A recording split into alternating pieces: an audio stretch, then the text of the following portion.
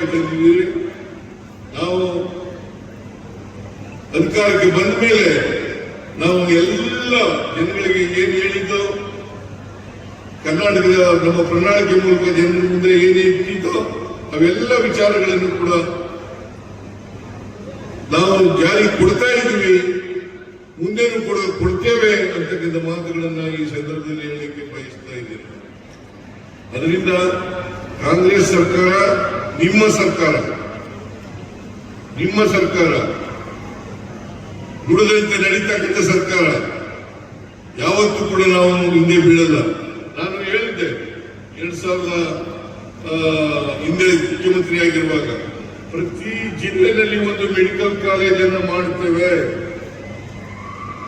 Super speciality ಆಸ್ಪತ್ರೆಯನ್ನು ಮಾಡುತ್ತೇವೆ, ಮತ್ತೆ ಟ್ರಾಮಾ ಸೆಂಟರ್ಗಳನ್ನು ಮಾಡ್ತೇವೆ ಅಂತಕ್ಕಂಥ ಮಾತುಗಳನ್ನು ಹೇಳಿದ್ದು. ಈಗಾಗಲೇ ಸುಮಾರು 24-25 ಜಿಲ್ಲೆಗಳಲ್ಲಿ ಮೆಡಿಕಲ್ ಕಾಲೇಜುಗಳನ್ನು ಮಾಡಿದ್ದೇವೆ.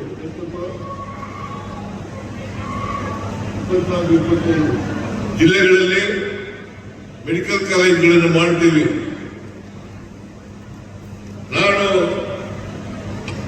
ನಾನು ಏನು ಮಾತು ಕೊಟ್ಟಿದ್ದೀನಿ, ಈಗ ಹಾವೇರಿಯಲ್ಲಿ ಮಾತು ಕೊಟ್ಟಿದ್ದೆ,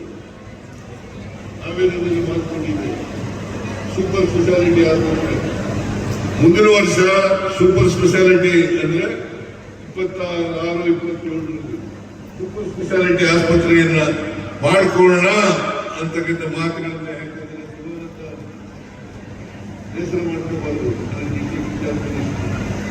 ಆಮೇಲೆ ಚಂದ್ರಪ್ರಕಾಶ್ ಪಾಟೀಲ್ ಹೇಳ್ತಾ ಇದ್ರು, ಸೂಪರ್ ಸ್ಪೆಷಾಲಿಟಿ ಆಸ್ಪತ್ರೆ ಮಾಡಲಿಲ್ಲ ನೀವು ಅಂತಕ್ಕಂಥ ಮಾತುಗಳನ್ನ ಬಜೆಟ್ ನಲ್ಲಿ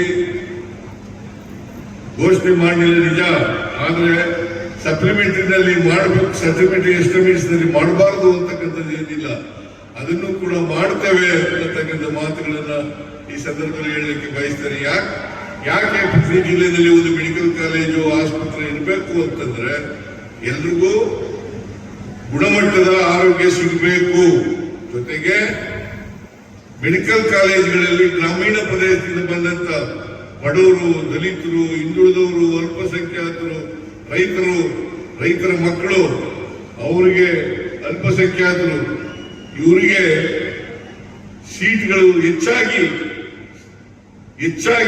ದೊರಕದ್ರಿಂದ ಇವರೆಲ್ಲರೂ ಕೂಡ ಡಾಕ್ಟರ್ಗಳಾಗಲಿಕ್ಕೆ ಸಾಧ್ಯ ಆಗ್ತದೆ ಅಂತಕ್ಕಂಥ ಮಾತುಗಳನ್ನ ಈ ಸಂದರ್ಭದಲ್ಲಿ ಹೇಳಲಿಕ್ಕೆ ಬಯಸ್ತಾ ಇದ್ದೇನೆ.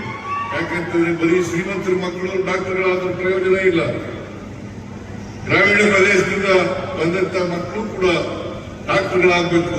ಆಗ ಮಾತ್ರ ಆರೋಗ್ಯ ಸೇವೆ ಉತ್ತಮ ಗುಣಮಟ್ಟದಲ್ಲಿ ಸಿಗಲಿಕ್ಕೆ ಸಾಧ್ಯ ಆಗ್ತದೆ ಅಂತಕ್ಕಂಥ ಕಾರಣಕ್ಕೋಸ್ಕರವಾಗಿ ನಾವು ಎಲ್ಲ ಜಿಲ್ಲೆಗಳಲ್ಲೂ ಕೂಡ ಮೆಡಿಕಲ್ ಕಾಲೇಜುಗಳನ್ನು ಮಾಡ್ತೇವೆ. ಈ ವರ್ಷ ಬಾಗಲಕೋಟೆಯಲ್ಲಿ ಮತ್ತೆ ಕೋಲಾರದಲ್ಲಿ ಮಾಡ್ತಾ ಇದ್ದೀವಿ.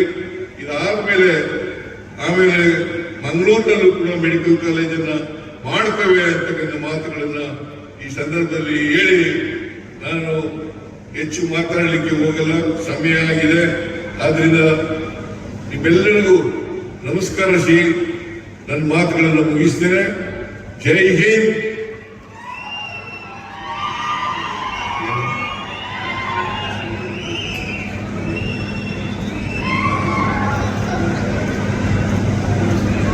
ಆಮೇಲೆ ಈ ಶೆಟ್ಟಿ ನನಗೆ ಬಂದು ಒಂದು ನವನಗರದಲ್ಲಿ ಒಂದು ವ್ಯಾಪಾರ ಕೇಂದ್ರ ಮಾಡಬೇಕು ಅಂತಕ್ಕಂಥ ಮಾತುಗಳು, ವ್ಯಾಪಾರ ವಹಿವಾಟು ಸಂಪೂರ್ಣ ನಿಂತೋಗಿದೆ.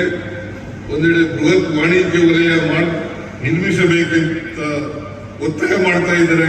ಅದನ್ನು ಕೂಡ ಮುಂದಿನ ವರ್ಷದಲ್ಲಿ ಅಂದ್ರೆ 26-27ರಲ್ಲಿ ಮಾಡ್ತೇನೆ ಅಂತಕ್ಕಂಥ ಮಾತುಗಳನ್ನು ಈ ಸಂದರ್ಭದಲ್ಲಿ ಹೇಳಿ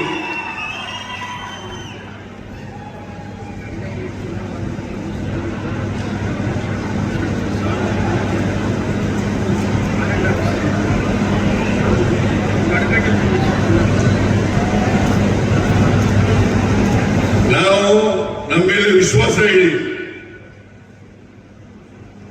ನಾವು ನುಡಿದಂತೆ ನಡೀತೀವಿ. ನಾನು ಏನ್ ಮಾತು ಕೊಟ್ಟಿರ್ತೀನಿ ಆ ಮಾತುಗಳನ್ನ ಉಳಿಸ್ಕೊಳ್ತಕ್ಕಂಥ ಕೆಲಸವನ್ನ ಮಾಡ್ತೇವೆ ಅಂತಕ್ಕಂಥ ಮಾತುಗಳನ್ನ ಹೇಳಿ ನಿಮ್ಗೆಲ್ಲ ನಮಸ್ಕಾರ ಮಾಡಿ ನನ್ನ ಮಾತುಗಳನ್ನು ಮುಗಿಸ್ತೇನೆ. ಜೈ ಹಿಂದ್, ಜೈ ಕರ್ನಾಟಕ, ಜೈ ಸಂವಿಧಾನ, ಜೈ ಸಂವಿಧಾನ. ನಿಮ್ಮೆಲ್ಲರಿಗೂ ನಮಸ್ಕಾರ. ಮಾತ್ರ ಅಂತಕ್ಕಂಥ ಮಾತುಗಳನ್ನ ನಾವು ಏನ್ ಹೇಳ್ತೀವಿ ಚುನಾವಣಾ ಸಂದರ್ಭದಲ್ಲಿ ಅಥವಾ ನಾವು ಪ್ರಣಾಳಿಕೆಯಲ್ಲಿ ಏನ್ ಹೇಳ್ತೀವಿ ಅದರಂತೆ ನಡ್ಕೊಳ್ತೀವಿ. ಇವತ್ತು ನಾನು ಏನ್ ಹೇಳಿದ್ದೀನಿ ಅದರಂತೆ ನಡ್ಕೊಳ್ತಕ್ಕಂಥ ಕೆಲಸವನ್ನ ನಾವು ಮಾಡ್ತೇವೆ ಅಂತಕ್ಕಂಥ ಮಾತುಗಳನ್ನ ಈ ಸಂದರ್ಭದಲ್ಲಿ ಹೇಳಲಿಕ್ಕೆ ಬಯಸ್ತಾ ಇದ್ದೇನೆ. ಅದರಿಂದ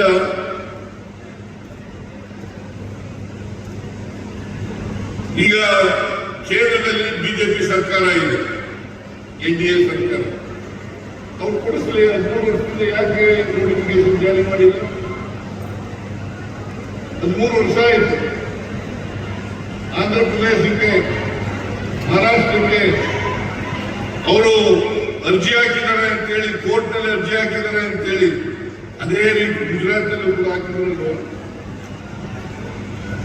ಗುಜರಾತ್ನಲ್ಲೂ ಹಾಕಿದ್ರು. ಯಾಕೆ ಅಲ್ಲಿ ಯಾಕೆ ಮಾಡಿದ್ರು? ಇಲ್ಲಿ ಯಾಕೆ ಮಾಡ್ತಾ ಇಲ್ಲ? ಗುಜರಾತ್ ನರೇಂದ್ರ ಮೋದಿ ಅವರ ರಾಜ್ಯ, ಅಮಿತ್ ಶಾ ಅವರ ರಾಜ್ಯ. ಕರ್ನಾಟಕ ಇವತ್ತು ಇಷ್ಟು ವರ್ಷಗಳಾದರೂ ಕೂಡ ಕೇಂದ್ರ ಸರ್ಕಾರ ನೋಟಿಫಿಕೇಶನ್ ಅನ್ನು ಹೊರಡಿಸಲಿಲ್ಲ. ನಾವು ಅನೇಕ ಪತ್ರಗಳನ್ನ ನಾನು DK ಶಿವಕುಮಾರ್ ಅವರು ಅನೇಕ ಸಾರಿ ಭೇಟಿ ಮಾಡಿದ್ದೀವಿ, ಸಂಬಂಧಪಟ್ಟ ಮಂತ್ರಿ ಭೇಟಿ ಮಾಡಿದ್ದೀವಿ, ಪ್ರಧಾನಮಂತ್ರಿ ಭೇಟಿ ಮಾಡಿದ್ದೀವಿ, ಪತ್ರ ಬರೆದಿದ್ದೀನಿ. ಆದ್ರೂ ಕೂಡ ಇವತ್ತಿಗೆ ನೋಟಿಫಿಕೇಶನ್ ಅನ್ನ ಹೊರಡಿಸಲಿಕ್ಕೆ ಯಾವ ಪ್ರಯತ್ನನೂ ಕೂಡ ಮಾಡಿಲ್ಲ ಅಂತಕ್ಕಂಥ ಮಾತುಗಳನ್ನು ಹೇಳಲಿಕ್ಕೆ ಬಯಸ್ತೇನೆ. ಅದೇ ರೀತಿ ಮಹದಾಯಿ ಯೋಜನೆ ಅದು ಕುಡಿಯುವ ನೀರಿನ ಯೋಜನೆ 13.42 TMC ನೀರು ನಮಗೆ ಕೊಟ್ಟಿದ್ದಾರೆ, ಅದನ್ನು ಕೂಡ ಮಾಡಿಲ್ಲ. ಹೇಳ್ತಾರೆ